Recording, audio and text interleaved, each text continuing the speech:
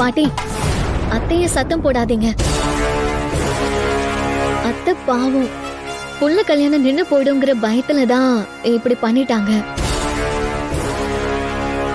நான் தான் அப்பவே சொன்னேன்ல, வாய்ஸ் அவடால் விடாதீங்கன்னு. இப்ப என்னாச்சு பாத்தீங்களா?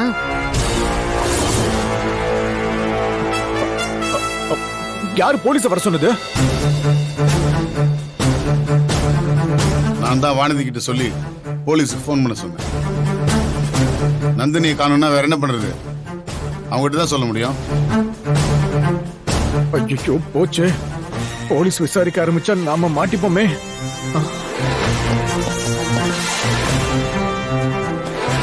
சார் வணக்கம் சார். வணக்கம்.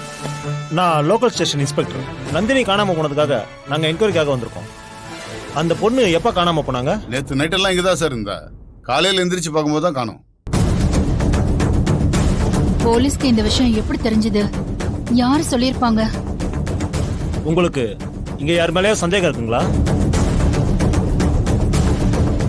இல்ல சார், எங்க பொண்ணு காணாம போனதுக்கும் இங்க இருக்கிறவங்களுக்கும் எந்த சம்மந்தமும் இல்ல. பொண்ணோட போட்டோ இருந்தா என்னுடைய நம்பருக்கு அனுப்பி வைங்க. அனுப்புறேன். சரிங்க சார். அனுப்பிட்டேன் பாருங்க.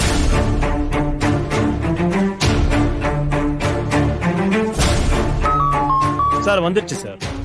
நீங்க ஒன்றும் கவலைப்படாதீங்க சார். சீக்கிரமே பொண்ணை கண்டுபிடிச்சிட்டு கால் பண்ணுவோம். சரிங்க சார். வரோம் சார், வாங்க போலாம். Okay sir. அண்ணே, என்னென்ன நடக்குது எனக்கு ஒண்ணுமே புரியல. கவலைப்படாத சார்.